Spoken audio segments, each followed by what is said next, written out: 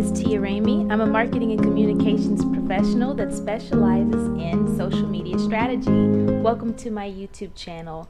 I'm so glad that you joined me today. I wanted to just talk to you briefly about how to apologize. And I love giving these communication tips for leaders. I think that if you are a great leader, you care about how you connect with people and how you interact with them, and knowing good communication has so much to do with that. And this impacts your life both personally and professionally. So if you really want to test your skills and instincts, make sure that you're using this in your personal life as well. But I'd like to talk specifically about how to apologize, and because of some of my personal experiences with some of the shifts and trends that are happening in the marketplace. If you go back, I did a video about having good customer service, and I talked a little bit about some of my experiences in the restaurant industry, or even in retail, where we're seeing people who may be making some mistakes in the workplace, and they're not necessarily taking the level of ownership that they used to take. And so that's having a really big impact on customer service and longevity of business, and really just how well a business can sustain itself. And so if you're a leader and maybe you're a manager of a team, it's so important that when people make mistakes, you know how to apologize. Let me say this, it's also just as important that sometimes you may not always see your mistake right away. You might not see the error, and you may not even agree when you're talking to a customer or a client that the mistake was on you. But guess what? Even if your client did not set you up for success and you're doing business with them, it all falls down on you as the leader, and you still have to learn how to take ownership and apologize. Apologizing doesn't always mean that you know what you did wrong and you're taking responsibility for everything that is wrong.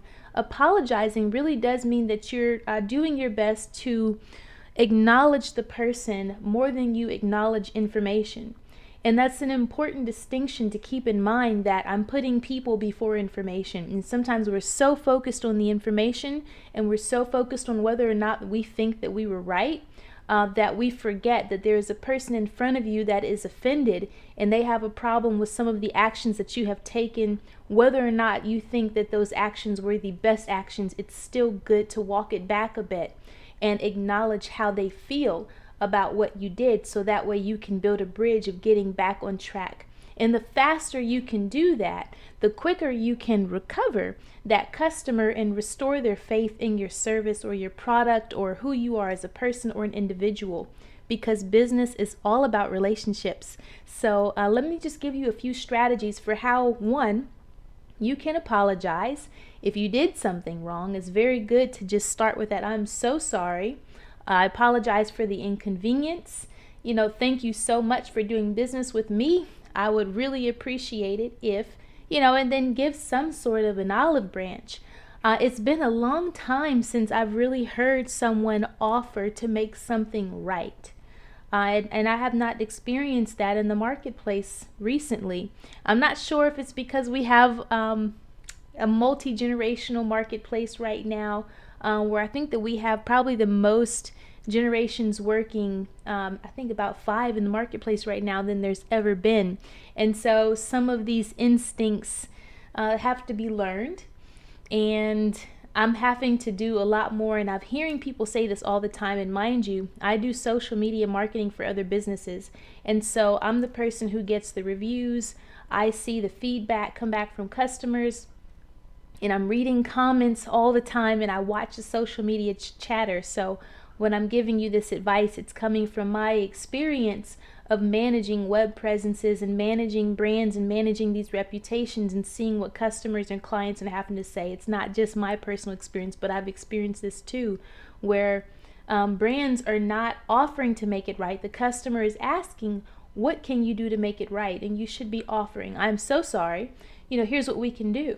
So be ready with how you're going to apologize in the event that you make a mistake, and then train your team how to apologize and what is the offer or the olive branch you are going to extend to correct what went wrong.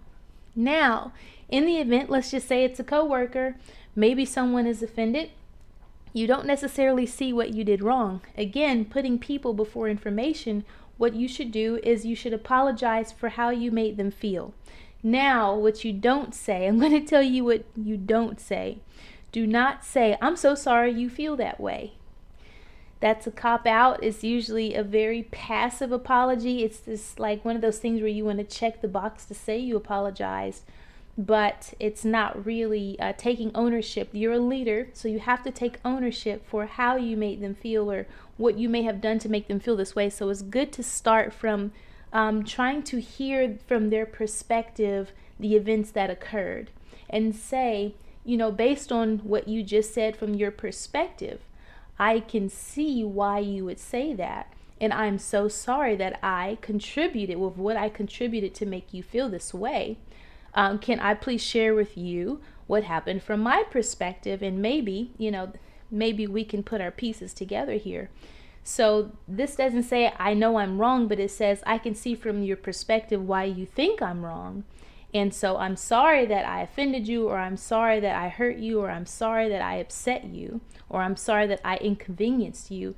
And then once you've acknowledged them and you've acknowledged this person and you've acknowledged their feelings and you've acknowledged what you've done to them, just from their feelings perspective, then you can ask, for the opportunity or earn the right to rebuttal here and present your perspective of the events that happened so that you all can sort of build a bridge to work together.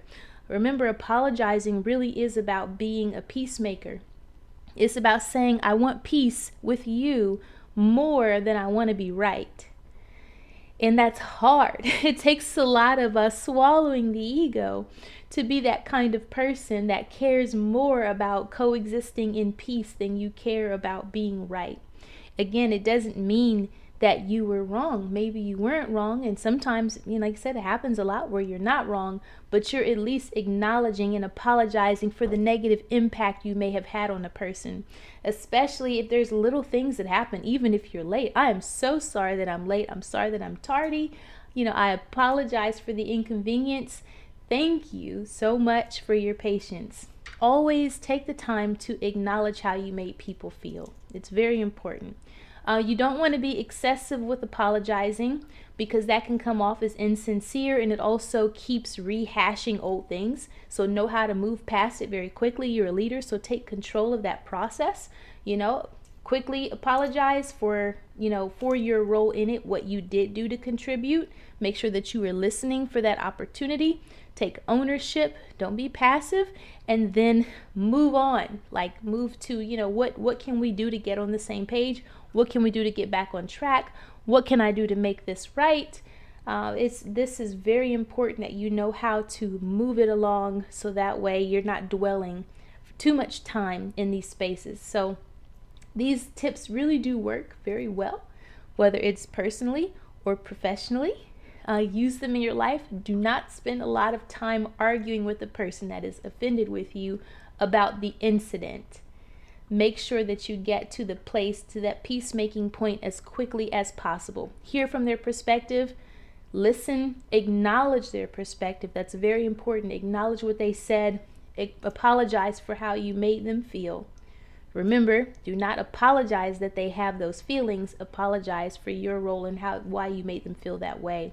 And then they might be willing to listen to you. They're far more likely to listen to your perspective of said events. So that after you have acknowledged what they had to say. So the more you argue, the more you fight before you do that apology period, the deeper of a hole you're going to dig for yourself in that process. So be a leader. Lead. Okay? Be humble. It's very important. Acknowledge people. Put the people before the information. And take control. And that's one of the best things you can do to take control. And remember, people always remember how we make them feel. So I hope that these communication tips and strategies were very helpful for you in your life. And remember, if you can do this, then you have far more opportunities to work with people again. And your repeat customers are always going to be your best business. They're always going to be the people who refer you to other people. There's room for mistakes and errors. It happens, we're all human, but how you handle those mistakes are everything, especially when it comes to reputation management.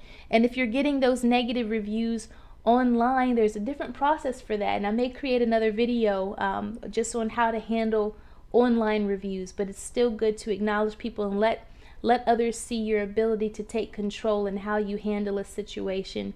Again, there's ways to do that, because there's some people that once they have an audience, you egg them on. So it's good to see if you can move them to an inbox and have that conversation with them then and there. But we can do that in another video. This one has gotten a little long, but I really appreciate your time tonight. Thank you so much for watching. These communication tips and strategies and more are in my book, Canceled. You can purchase them on my website, tiaramey.com, and you can pretty much get it anywhere. It's also available on Audible if you like audiobooks. So I've got tons of tips and strategies for different personality types just like these if you'd like to purchase a copy of that book. If you enjoyed this video, please subscribe. I usually try to do a video twice a week. And so subscribe, share this with a friend, and keep on leading, okay, by example. We appreciate your time.